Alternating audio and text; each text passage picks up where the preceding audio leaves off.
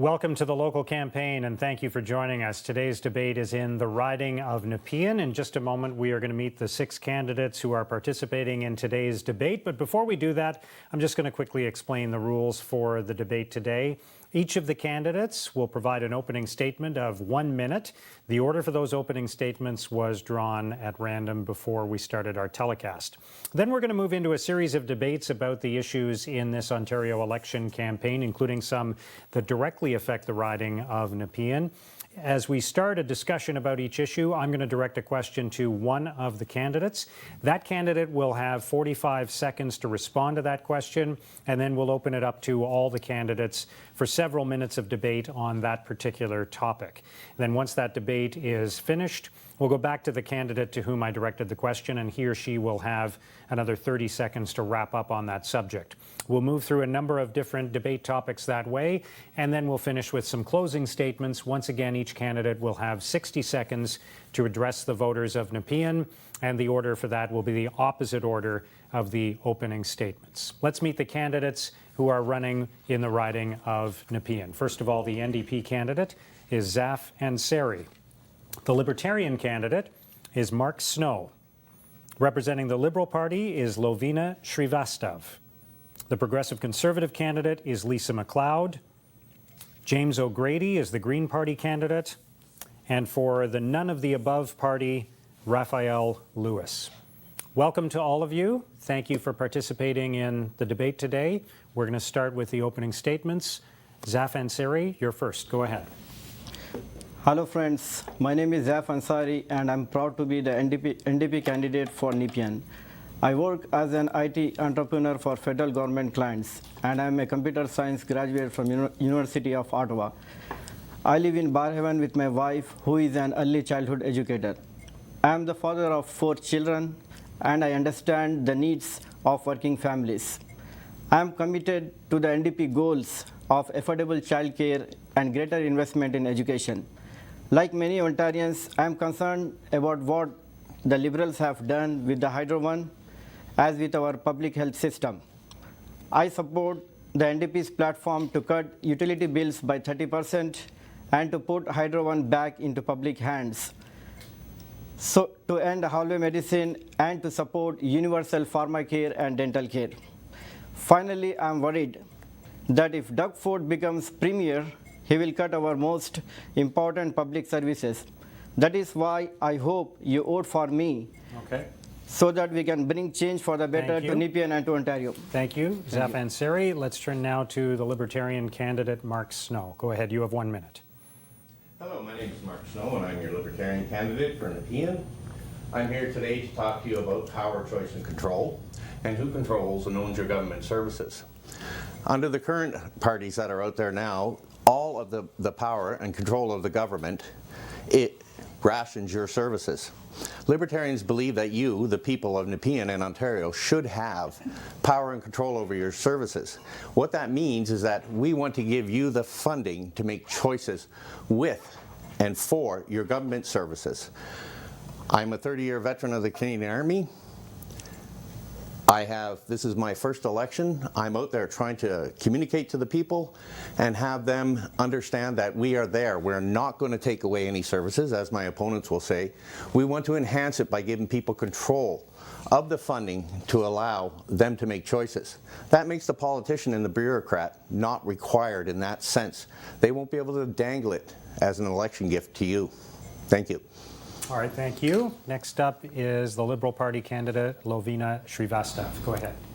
Well, thank you, Mark, and very good afternoon to my fellow candidates. My name is Levena Shrivastav, and I'm your Provincial Liberal candidate from the riding of Nepean. I'll tell you a little bit about myself. So I'm an engineer by education, a high-tech professional. I've worked for close to 25 years at companies like BlackBerry, and before that contributing to Department of National Defense and Nortel projects. I've lived in the riding for the last 18 years with my husband and 2 teenage children. They both grew up here in the riding, and I understand the ins and outs and challenges and opportunities that parents and residents in general face. I have extensively been involved in volunteering. I've started organizations, led organizations. I go to Carleton University as a guest speaker and mentor, judge science fairs. I've led school councils in past. And with this election, with my candidature, I want to take my passion for public service to the next level. With your love and support, I'm sure I'll get there. And right now, I'm looking forward to the debate with my fellow candidates. Thank you. All right, thank you. Next up is the Progressive Conservative candidate, Lisa Mcleod. Go ahead, you have 1 minute. Thank you very much for this opportunity, Mark. My name is Lisa Mcleod, and I'm your Progressive Conservative candidate in Nepean. I'm running on my record of accomplishments. I've been able to bring more schools into our community than every other Ottawa MPP combined. We secured $33 million to build the Strandherd-Armstrong Bridge. We created the South Nepean Autism Centre when the Liberals cut funding. We brought better health care to our community through the Rideau Valley Health Team, the Greenbank Family Health Team. I've worked on crime reduction in Bell's Corners and other parts of the riding, and I've been a leader on mental health, suicide prevention, and of course the battle against opioids. And I brought in Canada's first concussion legislation named after Barhaven's Rowan Stringer. I'm simply asking for your support. We have more work to do, like an interchange at Barnsdale in the 416. We have work to do on Greenbank Road to make it more safe. We have work to do in building our agricultural capacity at the experimental farm right across from my constituency office. On June the 7th, I ask for your support to continue to do what I love best. All right, thank you. The Green Party candidate is James O'Grady. Go ahead with your opening statement. Hi, my name is James O'Grady. I am a Nepean native. I have lived here for the better part of 50 years in the community of Arlington Woods. Professionally, I'm a social media entrepreneur. In 2013, I launched the social media site called unpublishedottawa.com. It is a social media site for current affairs here in Canada. I'm also a former occasional teacher and a community leader. I stepped down as president of the Trent Arlington Community Association last year in order to run in this election. I decided to run for the Green Party because I believe the Green Party is the only honest party running a full slate of candidates in this election. The Green Party is an international party focused on solving problems and bringing sustainability and peace to the world. If you are part of the 22% undecided voters, or like me, have determined that the big three parties have sold out to special interest groups, lobbyists, and big money, then I urge you to take a look at the Green Party this year. Thank you. Thank you. Next up is the candidate for the none of the above party, Raphael Lewis. Go ahead, you have 1 minute. Thank you, Mark. My name is Raphael Lewis, and I have been living across Canada, in British Columbia as well. And I have received several leadership awards from most prestigious Canadian institutions. And I run an international NGO advocating for human rights and civil rights. And I reside in Nepean. Mostly, we need strong leadership to make Nepean a great city and a prosperous community. Now we have several socioeconomic issues that our province is dealing with. We have extensive high hydro rates. We have small and medium-sized business corporate tax that we need to reduce. We need serious healthcare reform. And right now I'm running for the none of the above party because we are the only party that has a history of pushing for direct democracy. Thank you. Okay, thank you. All right, let's get into some debates on some important topics. I'm going to direct a question to the NDP candidate, Zaf Ansari. He will have 45 seconds to talk about that subject, and then we'll open it up to all the candidates to participate in a wide-ranging debate on that subject. Let's talk about electricity prices. You touched on it in your opening statement. What specifically can be done to fight rising electricity prices in Ontario? Hydro isn't a luxury and it shouldn't be priced like one. Families are having a hard time paying bills because of the bad decisions taken by the previous governments, like liberals by selling the hydro one to the private companies. So, and they have committed it to 25 years, and they did this in rush. And right now, they don't have any plan to come out of it. NDP has a platform, and they have a plan. So we will reduce the hydro one by 30%, and then we will save the money for the middle class working families. Okay, it's open to everyone now. Go ahead. I have a question for Zaf. You talk about reducing the hydro prices by 30%. My question is that where is that money going to come from? We have a plan, and so we basically will get the money by taxing the big corporations. So right now, the big corporations are paying 11.5%, and so we will be increasing to 13%. So that way, like in the first year of Andrea's tenure, we will get 1.2 billion, and the next year we'll get another 1.2 billion. In next third and fourth year, we'll get 2 billion. We will tax the professionals who are making over 200,000 by 1% is a slight increase, and people making like over 300,000 will tax them 2%. So we have a plan, and there is a budget on the online on our NDP's OntarioNDP.ca website. You can see, and it was being approved by the former budget officer Kevin Page. Okay, Well, I who's think next? that this plan to tax corporation will probably drive businesses out of the province, that will create more unemployment rate. And if we have to make Ontario competitive in terms of energy, we have lots of resources, such as renewable energy, that we could exploit to make Ontario more energy competitive. If we promise to raise taxes on corporation, we're going to kill jobs, and that's not a sustainable plan for Ontario if we want to make Ontario a strong, sustainable province and grow the economy. And all the provinces, especially our city, all mega city would suffer from such an approach. We're going to kill jobs with this The plan. Ontario Libertarian Party is going to cut your hydro bill in half. We're going to remove all green energy contracts from the grid, the most horrible contracts that were ever wrote. These are the contracts that has increased your cost of doing business, increased your cost of home ownership, increased your cost of everything from production to individuals in Ontario. By cutting your hydro bill in half, and we say half, and it's on our website, how we're going to do it. We're going to, for convenience, remove the green energy contracts from the government.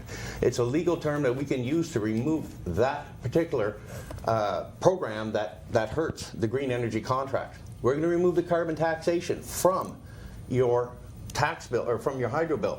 Also, when it comes to corporate taxes, we're going to have, the Ontario Libertarian Party is not going to have corporate tax for any business in Ontario. And hydro costs, jobs, and the economy are one of the key factors why businesses are leaving Ontario. They're leaving because it's too high for the hydro to manufacture, it's too high for the carbon tax to be in place, and it's too high for the business rules and regulations. We need something that's going to make Ontario work again, and the Ontario Libertarian Party is the only party that will do that. Libertarian.on.ca. The Green Party believes that a lot of the problem does not reside with green energy. The green energy is actually quite cheap.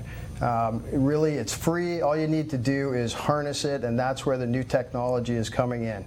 But we also believe that the Liberals have mismanaged this file exponentially, and there's a great opportunity to take in and Quebec Hydro at half price. So we believe that we should not be focusing on very, very expensive nuclear energy, and instead should be engaging with Quebec to bring in hydroelectric to meet those needs, to do it cheaper, to save money, and absolutely to do it much cleaner. If we are not focusing on clean energy, then we are not thinking about the future. So I chime in here at this point and talk about what Liberals have done, because I heard a little bit of that. So after the whole mess was left in terms of infrastructure for us in 2003, we had no choice but to invest billions of dollars into the infrastructure, because we could not, Ontarians just could not afford another blackout like the one that we saw in 2003. And since then, since that investment, we have not seen a blackout, we have not seen a brownout. And that's what we have done. The hydro prices have come down. I mean, mine have, I live in the riding, I live in Ontario, mine have by 25%. And we are continuing to work towards that. We are continuing to work towards listening to people and listening to their concerns and trying to figure out in a very collaborative fashion how we can provide the relief that people want, that corporations want, but at the same time having this whole engine moving forward towards growth. Well, I guess I'll jump in, Mark, having been patient and listening. I take exception to what my colleague in the Liberal Party has suggested. We have the highest hydro rates in North America, and that has been a trend over the past 15 years under her government. She alluded to the fact that we haven't had a brownout, but I know many of our neighbors in Nepean have had power outage even just last week. So I think that's false, and I think that requires a fact check. But let me be perfectly clear. In order to improve our electrical system in the province of Ontario and bring us back to an economic engine in Confederation, we got to do a couple of things. One, we got to fire the CEO of Hydro One, that $6 million man. The Liberals have decided to cozy up to insider friends and make sure that they have all of these benefits that regular people simply don't have. We're going to return the dividends of Hydro One back to the consumer, and we're going to ensure that there's an additional 12% that goes back to you, the hydro user in the province of Ontario. In addition to that, just like my colleague Mark from the Libertarian Party, we're going to get rid of those green energy projects. We're going to scrap the Green Energy Act. Back in 2007 to 2009, I was a vocal opponent of that. We knew at the time that hydro rates were going to increase, and it wasn't going to do anything for the province of Ontario, and it was going to be very difficult for the ratepayer. In addition to that, we have many conservation programs in the province, yet it's being paid for on the energy bill. What we've said in the Ontario PC Party is that we'll remove it from the energy bill and we'll put it onto the tax base, so you'll see a decrease there. So these are some of the things, Mark, that we have to do in order to improve the energy system in Ontario. And, you know, I also take exception to the Liberal candidate suggesting that everybody's seeing this lower. I got to tell you something. We lost a lighting store in Bell's Corners. Our job creation in the province is almost non-existent. As a result of the government's energy plan, we have lost 330,000 manufacturing jobs, and you don't have to take my word for it. Ontario's Auditor General Bonnie Lysyk said for every job that was created as a result of the Green Energy Act, we lost 5 more. It's time for a change, and that's why I asked you to vote for Lisa Mcleod in Nepean on June the 7th. Okay, we'll go back to Zafan Sari. I asked you the question. You have 30 seconds to close off this topic. Let me tell you, friends, like the Liberal were just saying that like they have like saving money on the hydro, and like Levena said, like she has saving some money. But let me tell you, like the hydro project that they sell it to their base store, their friends, private companies, their friends. And why they don't want to tax the big corporation is because they have connections there. So like the people are suffering. Like if I'm a father of 4 children. Okay. I know like my wife always talks about Thank you bills. Very much. That's time. Thank you. We're going to move to the next topic now, and I'm going to direct a question to Mark Snow, the Libertarian candidate. 1 in 5 Ontario residents, this is a question actually that was submitted by a member of the community. 1 in 5 Ontario residents is struggling with a mental illness. What can be done to provide help to those people and their families? That's a great question, and it's something that I talk about a lot. The current funding model only returns about 50% because of the program costs and the actual service costs to the members of the community in the form of healthcare services. The Ontario Libertarian Party says that we're going to attach all that funding to the individual, and that person can make a choice to stay with OHIP or try private insurance as well. We want 100% of the control and funding to be in the hands of the people to make choices for themselves, for their families. In Ottawa alone, if we give $1 billion to the Eastern Ontario LHINs, we could hire 100 doctors, 1,000 nurses, buy 10 MRI machines, 10 CAT scanners, fund 1,000 bed spaces a month at $1,000 a month. That's time, so it's open to everyone now on this topic, and you can talk about mental health or broaden the topic to talk about healthcare as well if you like. Go ahead. It's open floor? Yeah. All right, okay. Go ahead. Go ahead. Okay, so back onto mental health. The problem with mental health in Ontario is that we are not funding mental health. It's not considered a preventative medicine. We don't put enough funding into mental health. We don't have enough into drug addictions. We're using money that is being used for the safe injection sites and other programs that should be addressing the real problem of what is the problem in Canada and Ontario is drug addiction and mental health. With people controlling the funding, more funding is going to be available for each centre. And those centers can then take the money away from the administration, put it into the actual frontline services here in the community to help with addiction, to help with mental health services. That's what we need. We don't need harm reduction services. We need it.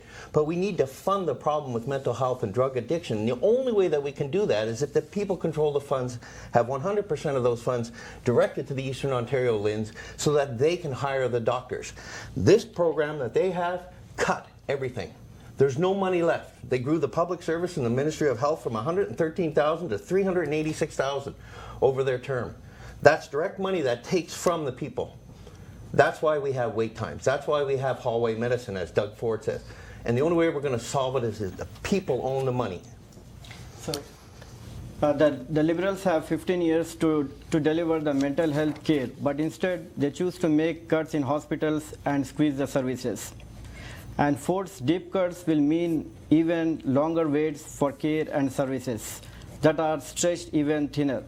Andrea and the NDP believe it's time for mental health and addictions services to get the focus and funding they deserve. Andrea will deliver change for the better by establishing a dedicated ministry for mental health and addictions, investing in 30,000 new supportive housing units over 10 years, hiring at least 2,600 mental health workers, and cutting wait times for children mental health services. So 12,000 children are waiting up to 18 months to be seen.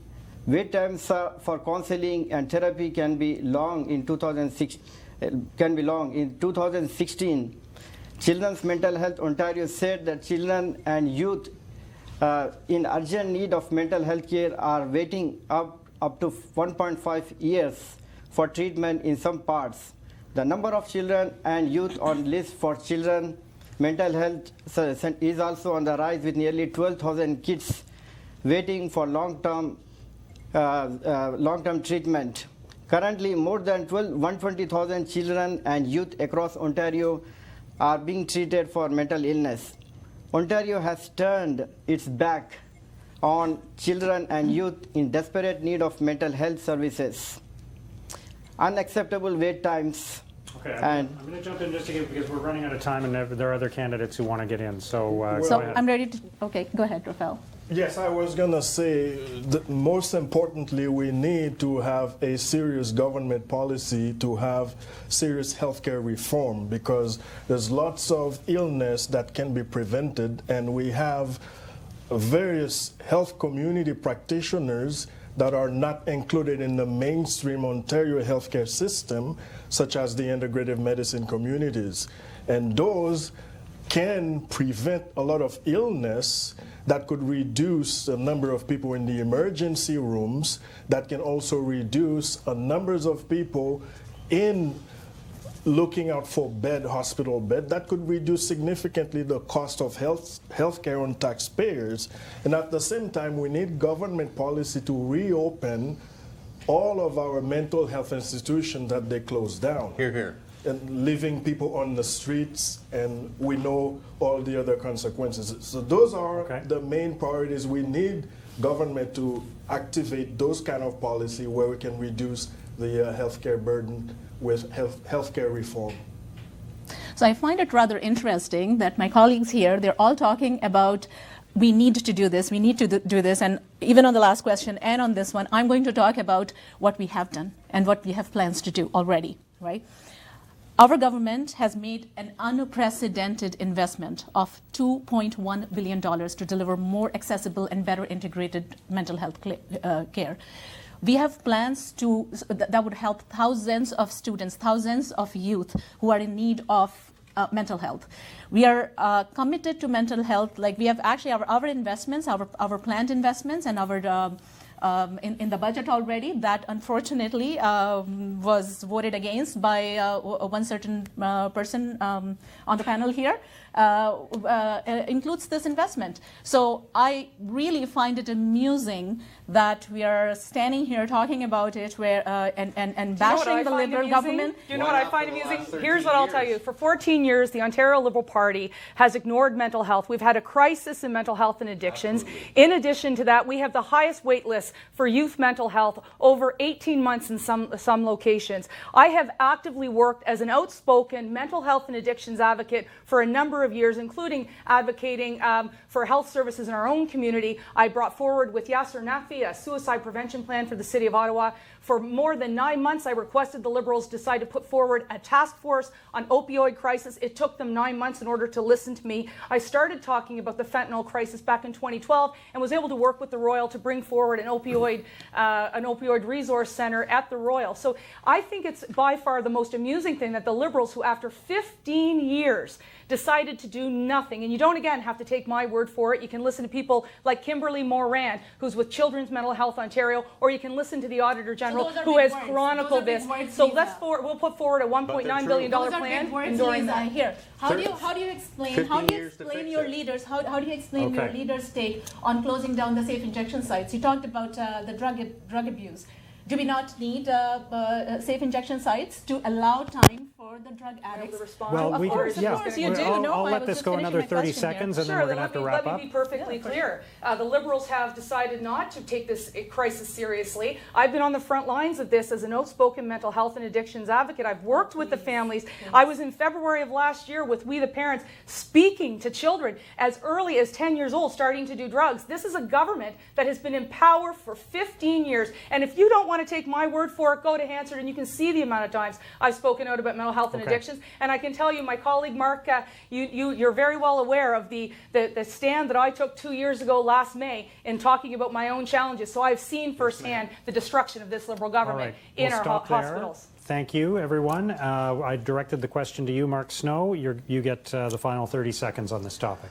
So the clear thing is that it's not going to be fixed with the way that the government is approaching it now. The only way it's going to be fixed is if the people control the funds and are allowed to take 100% of that funding and put it into each LHINs, or in our case, the Champlain network.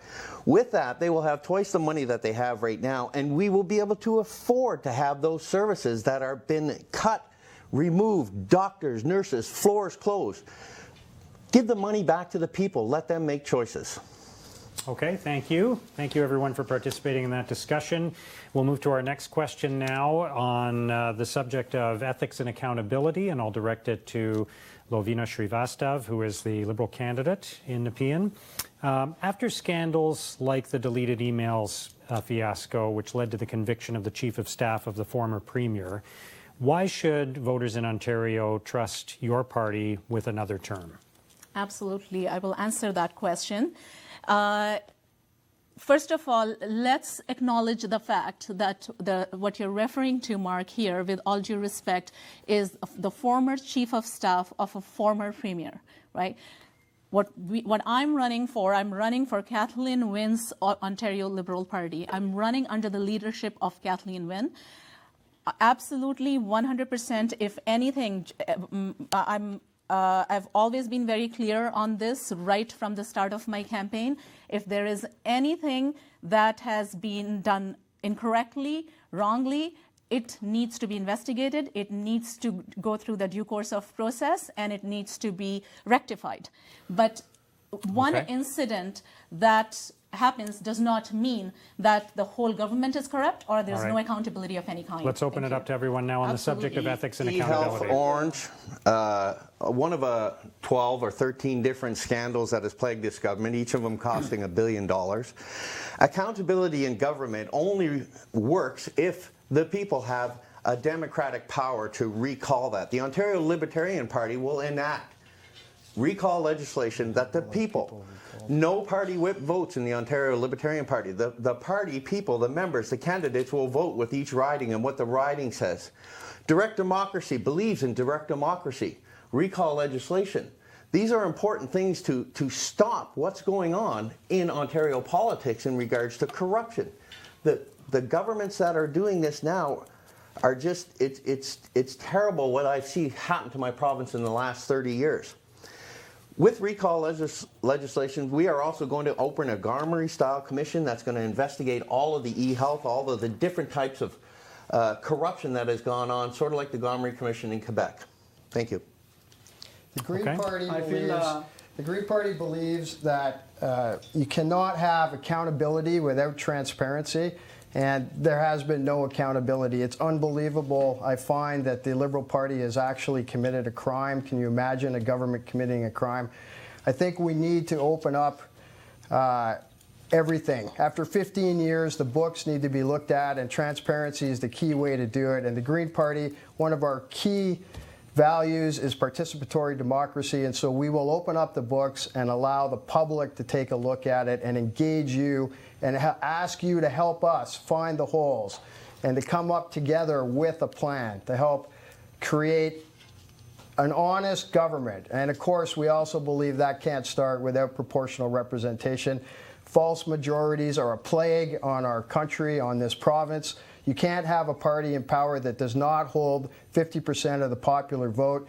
Proportional representation and mixed member proportional, which we support, is one that will allow to have an equal number of seats in Parliament that equals the number of popular vote, the amount of popular vote that you have. We can't do this alone. If we keep allowing one party to tell us what we're doing when they do not hold the majority of the popular vote, then we will not be able to move forward. We have to do this together. We have to be honest, and right now we don't have an honest government. In fact, first past the post will not allow for an honest government to come forward.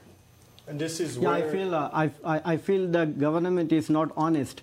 Like this, the government is saying they have 6 billion of deficit, but the advisory board has saying that it's way more than that.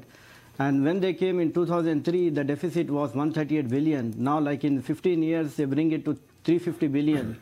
So, and this government is like, I'm going to object to that point there. they have like Zaf. carding, I'm they going to object that one. They here. have no ethics, basically. When you look at deficit, you do not look at deficit. If the basic fundamentals of economics, you look at the ratio of deficit versus GDP, and the ratio of deficit versus $1 billion a month in interest. That could go to Who's gonna programs pay and the debt? services or And tax that's- cuts. Who's going to pay the debt? Well- Canada is $1 trillion.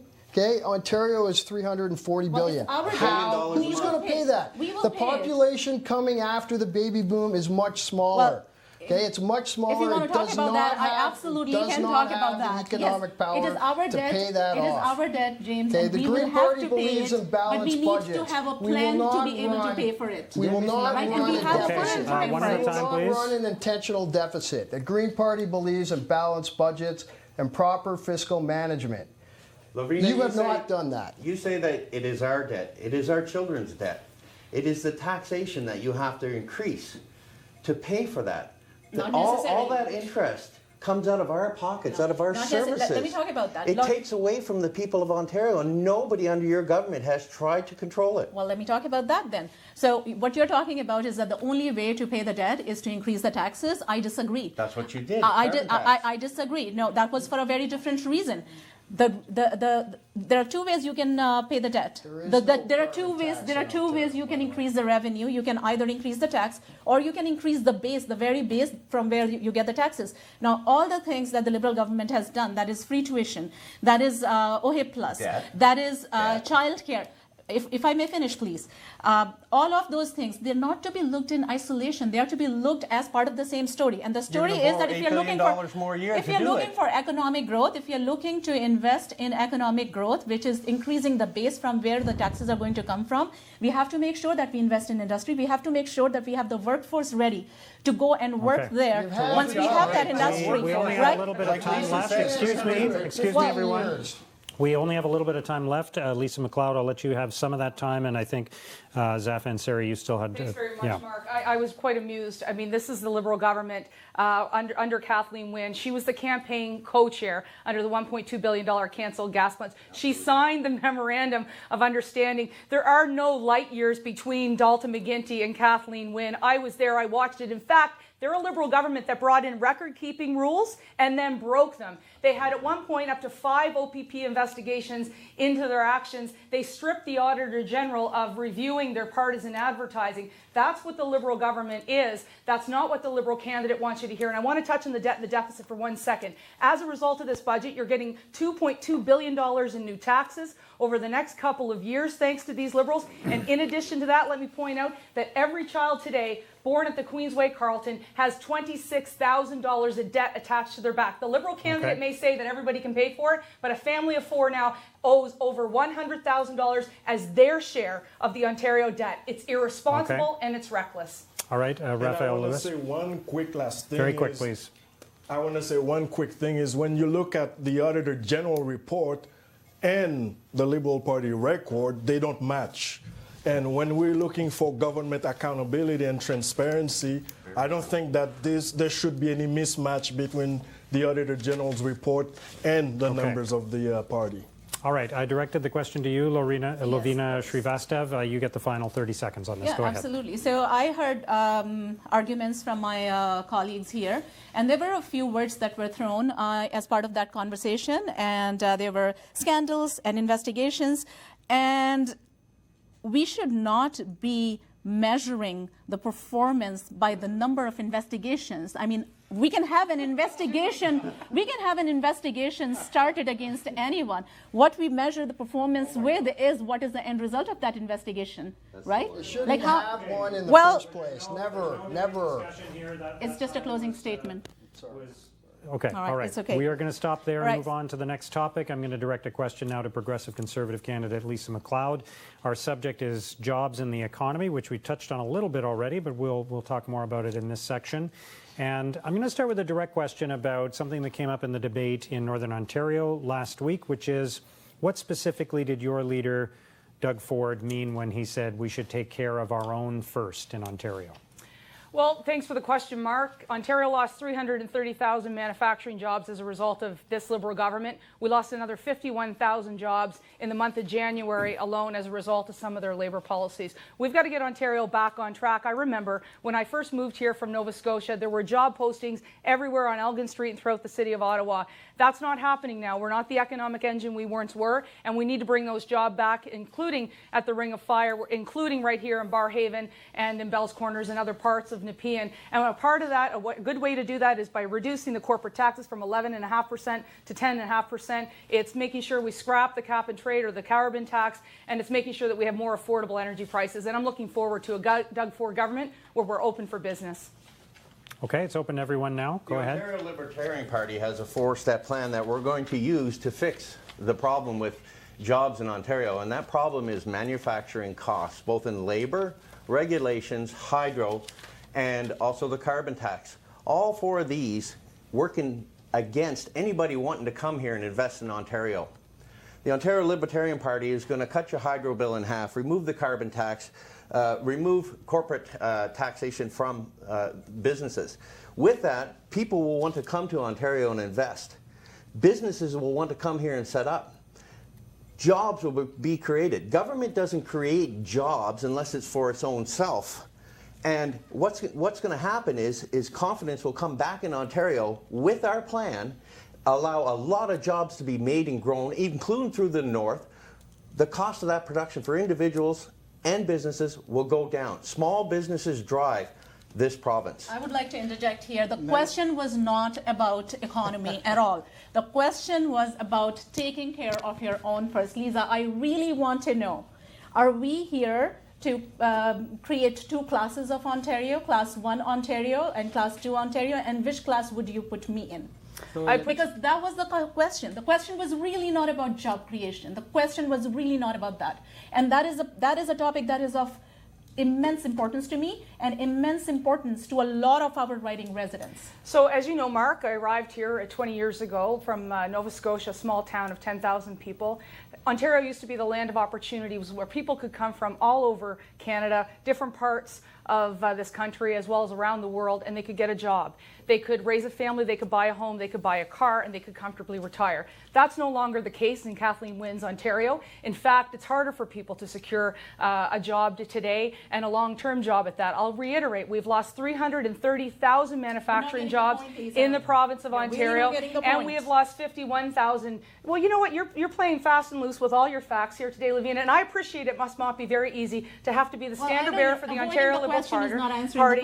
But I will tell you, I came from away, and I found a job, and I was able to own a home. That's simply not the case in Ontario anymore. So the reality is we have to be here for everyone. And I'll tell you another fact. I went and I visited the city City of Ottawa just last Friday, and the department that is responsible for Ontario Works told me that we're bringing in a number of Syrian refugees, which is wonderful. A lot of the kids went to my daughter's school, but 60,000 of them, 60% of them are now on Ontario Works. We're simply not creating jobs in the province of Ontario like we once were. And Levena would like to, change the channel and perhaps not have anybody look at the Liberal government's record, but the facts speak for themselves. We have the largest subnational debt in North America. I'm not we the have one changing we have the a channels here. $330 billion debt. And that's becoming increasingly more difficult for people. So I guess the question I have for Levena is, why do you guys not care about Ontarians who want to work? Why are you making it more difficult for young families to survive? Let's Why are you talk making about it more difficult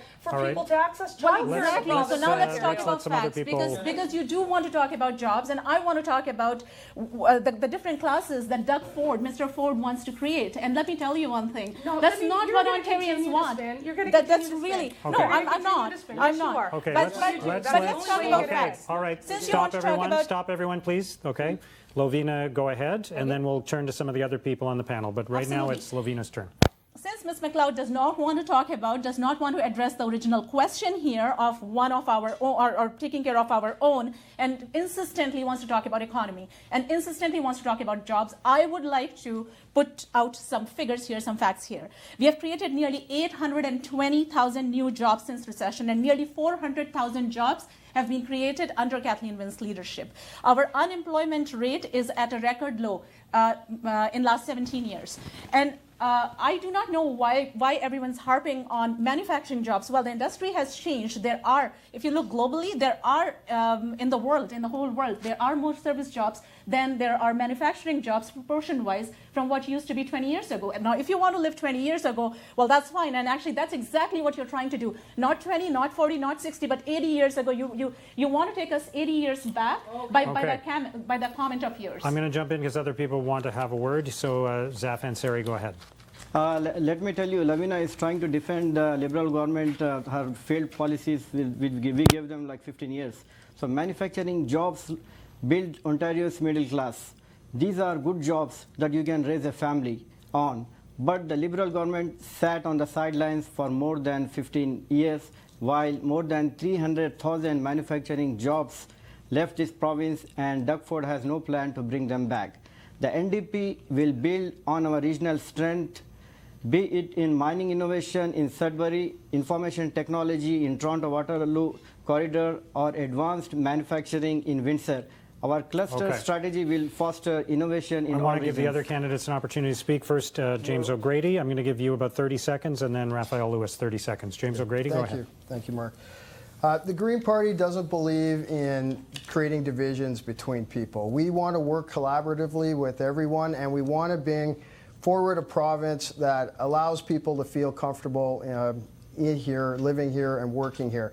Yesterday, when I was putting up signs in front of my old high school in Sir Robert Borden, two Syrian kids, just as a fluke, came forward and offered to help me put up the signs. And they were extremely nice and very helpful and wanting to learn more about the Green Party and about Canada. All right, I'll stop you there. Final 30 seconds to you, Raphael Lewis. Thank you. Well, we know that currently this immigration policy has failed, and we need a strong and sound immigration policy. And I can understand the point of view taking care of Ontarians first. We need to take care of our Canadians and Ontarians before we think of bringing massive amount of potential refugees where they're going to put a burden into the economy. So we need to have a strong immigration policy and take care of Ontarians, put their interests first. Thank you. All right, I'll go back to Lisa Mcleod. Now you have the final 30 seconds on this topic. Thanks very much, Mark, and thanks to my colleagues for participating in the debate. Look, I simply say this to my Liberal opponent. No one believes you anymore. You've lost 330,000 manufacturing jobs, and to say that concern for people who have well-paying jobs is us harping on it could be the most insensitive thing I've heard so far in this campaign. I think that every person deserves to have the opportunity to work in this province, and that's why Doug Ford and the Ontario Progressive Progressive Conservative Party are going to have a jobs first policy, and we're going to get people back working and give people that opportunity and give them that dignity so that they can pay their bills and retire comfortably. All right. Thank you, everyone. We'll move to the next question now, which is on the subject of the legalization of marijuana. I'll direct it to Green Party candidate James O'Grady. Of course, that's a federal government decision, but the impact is going to be felt in Ontario in a number of different areas. So I'll ask this question, and then we'll open it up to discussion about the implications of the legalization of marijuana.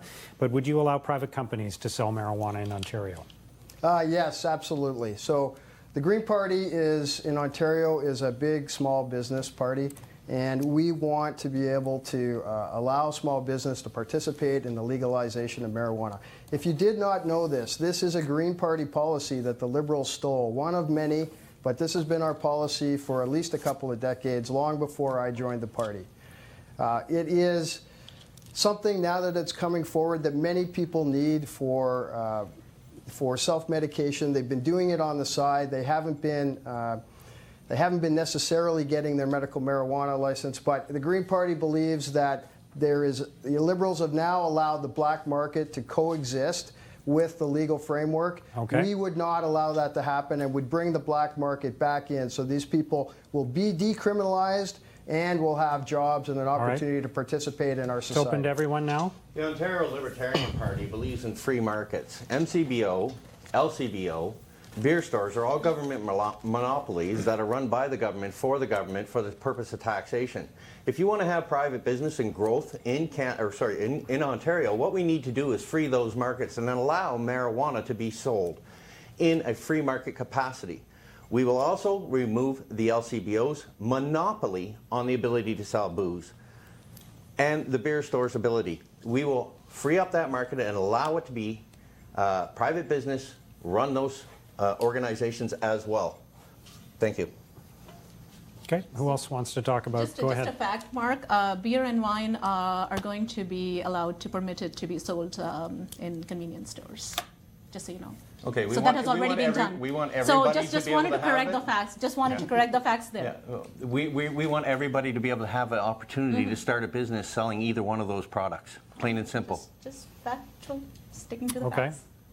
Who else wants to talk about the subject? This could be broadened out to any aspect of the legalization of marijuana, policing, I think it's important to recognize that the way the Liberals have set this up is that they're now going to create a parallel environment between the legalized market and the black market. So the Green Party, the approach we always wanted to do with this was to really cut out this resource and income generator for organized crime. But this won't allow it to happen. You're going to charge, what, $10 a gram? Organized crime is going to come in at $9.50. You think people are going to go to the government instead of buying from who they've always been buying from? Clearly, you don't understand the marketplace. You don't understand the people that are involved in this. It's not alcohol, yet these people are not criminals, right? But they exist, and there's a great opportunity to bring them in. Yet instead, we've got a controlled environment. We only have big companies working in it. They happen to be friends of the Liberal government. It's very unfortunate to see that. The Green Party would correct this. We would open it up for everybody, and we would allow that gray and black market to disappear in the process. That's interesting because we know throughout, when alcohol was illegal, there was always a black market. So my question would go back to my colleague, the Green Party representative, how you plan to eliminate the access of youth, because marijuana now is accessible whether it's legal or illegal. Young people, the black market, underground market. So what sound policy would you have to eliminate the fact that those young people would still have access to that black and underground market? That's a very good question. And what I would say is they already have access to it. They've always had access to it. That's something that you're not going to be able to prevent from happening. But what we do believe is if it's controlled more, that there'll be less access to it. And let's face it, it'll be less cool to be doing it because it's not illicit. So there won't be many reasons for kids to want to get engaged necessarily. I mean, it's not our interest to see kids smoking pot, but it is our interest to see Ontarians being not being criminalized for something that is what? The equivalent to smoking a cigarette or drinking a beer from a relaxation point of view. Okay. Lisa Mcleod, go ahead. Thanks very much, Mark, and thanks very much, James and others. I think this is a great, robust discussion. It really is a federal matter, but it does have implications, not only at the provincial level, but also at our municipal level. So I would make my appeal to the federal government to listen to the Association of Municipalities of Ontario who have voiced some concerns about this transition period. Last week, I had the opportunity to meet at the Ottawa City Hall with the General Manager of Emergency and Protective Services. There will be implications for our bylaw officers as well as the Ottawa Police. So I think that as we move forward, as a province and as a country, we must listen to those on the front line and those who are impacted on this every day from either a law and order standpoint or even a public health standpoint. And that's not clear to me that level of consultation has taken place. So I'm looking forward to seeing how this plays out, and I'm looking forward to a future discussion on this in the Ontario Legislature. Okay, go ahead. So I'd like to go ahead, Mark. I'd like to say, well, when the legalization of marijuana happened federally, of course, the provincial government had a responsibility. It had a responsibility to implement it in such a way that is responsible and is in the spirit of the federal law that was passed. So I have kids. I have two teenagers, 16 and 14 years old, and I can tell you that it makes me very, very, very happy that it is controlled. All right, that's time. Thank you. James O'Grady, I asked you the question, so you get the final 30 seconds on this. Thank you. I think the key here is to understand that, and for me this is one of the big flaws of the big three parties, is that when they put together policy, they put policy together that benefits themselves and their benefactors, the people who support them. This is what's happened with the legalization of marijuana, both at the federal level and the implementation in Ontario. The Green Party would correct this. We would decriminalize anyone who has been charged under this. Be sure of it. Okay, thank you. And that wraps up the debate portion of our telecast. We're going to move now to the closing statements, which once again we will do in the reverse order of the opening statements. So we will start with Raphael Lewis from the None of the Above party, and you have 60 seconds. Go ahead. Thank you very much. And listening to all the answers, the ultimate goal of the election should be the interest of the Ontarians. The interest of the Ontarians within the mainstream government, and as a party that is pushing for direct democracy, we sure need to bring back accountability and transparency into government. Scandals have been going across the province, and of course, we may think about corruption. And this time we have massive amount of jobs that we need to bring back. We need serious healthcare reform for our population to be healthy, to lead healthier lives. We need to make our Nepean a community that is open to business. We need serious transit system to be. Thank you. Thank you. Next up is the Green Party candidate, James O'Grady. You have 60 seconds. Go ahead. We have an unusual situation in this election in that both the Liberals and the Conservatives have elected unelectable leaders. One of the great things about the Green Party is that we don't whip our candidates or elected officials. So that means that if elected, I could vote according to your wishes rather than along partisan party lines. So for me, this is my promise to you, that I will consult with you before every vote that comes before Queen's Park. I will build the tools in order to make that happen. I have already done this with unpublishedottawa.com, and I'm in the process of bringing something even more effective forward by the end of this month, in time for the election. So you can see exactly what I'm talking about.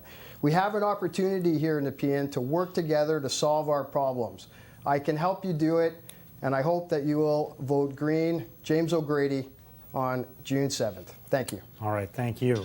Lisa Mcleod, the Progressive Conservative Party candidate, you also have 1 minute. Thanks very much, Mark, and thank you to all my candidates, my fellow candidates that are running in this election in the riding of Nepean. Look, I want your vote. I want to return to Queen's Park to work on some key initiatives that I've been working on in the riding, including an interchange at the 416 in Barnsdale, the road safety at Greenbank Road, and some additional other projects that I'm working on with our City Council colleagues as well as our school board trustees. As part of the Doug Ford government, I'll be a very strong voice in that government. We'll be cleaning up the hydro mess. We'll put more money in your pocket. We'll restore accountability and trust back into government, and we'll create good jobs and cut hospital wait times and end the hallway health care. It's been a wonderful opportunity to represent you at Queen's Park, and I've been able to bring forward a lot of successes on your behalf with you, and I look forward to being able to do that for 4 more years. So please, on June the 7th, I ask you to re-elect Lisa Mcleod at www.lisamcleod.ca. Again, thank you so much for your time. All right, thank you. Next is the Liberal candidate, Levena Shrivastav. You have 1 minute as well. Thank you, Mark. There's one thing I've learned in my career of change and transformation management, that is, it's not important where you're at, but what's important is where you're heading and are you heading in the right direction. And I sure believe that we are. We have started this journey, that is the Liberals, to take this province forward towards economic growth. And that happens to be one of my areas of passion as well, in addition to health and education, that I'm really passionate to work towards, to bring it not just to the riding, but also work on initiatives that are going to benefit province, the residents of the province at large. I would also like to share very quickly what I've been hearing at the doors. People are responding really, really well with the fact that I'm a real person with real world experience. I'm one of them. I understand the challenges. I understand the opportunities that real people feel in the riding. They're responding really well about the fact that I'm a qualified person to bring some professionalism to politics. And another thing we can't afford. Okay, thank you. Next up is Mark Snow, the Libertarian candidate. Go ahead with your closing statement. Good evening. Good evening. The Ontario Libertarian Party represents Explore the Possibilities. We also say to the people of Ontario, the Ontario Libertarian Party is about your power, your choice, and your control over your government services. We are almost a full slate party at this point. This is the first time since 1973 we fielded a almost full slate candidacy across Ontario. There is a choice out there. I'm asking you to go out and take a look at the Ontario Libertarian Party. Look at our policies, look at our platforms, look at how we want to return power, choice, and control to the people of Ontario. What that means is you will own your services, you will have control over them, and you will have the power to do as you see fit with your government services. They're all standing up here talking about how they're going to exercise their power, your choice, over your control. We say no, we trust the people of Ontario in education. The funding will follow the child. Healthcare, the funding will follow the person. Government's not needed. Okay, thank you. Finally, the closing statement from Zaf Ansari, the NDP candidate. Go ahead. After 15 years of Kathleen Wynne, it's time to change for the better. And so I'm asking you to vote on June 7th. I lived in Ottawa for almost 20 years, and I live in Nepean for almost a decade. All of my kids are born here. I love this city, and I love Nepean. It's a great community. And that's why I decided to run for the election, because I want to continue making Nepean a great place to live, to work, and to raise a family. I'm a strong believer in what Andrea Horwath and the NDP have committed to reducing our hydro bills, supporting universal dental care and farmer care, providing affordable childcare for working families, and reinvesting in our education system. If you elect me as your new MPP, I promise to serve you with integrity and commitment, and I promise to work hard for the people of Nepean. Thank you very much for giving me the opportunity to talk to you today. Thank you. Thank you to all the candidates for participating in the debate today, and thank you for watching this edition of the Local Campaign. We'll see you next time.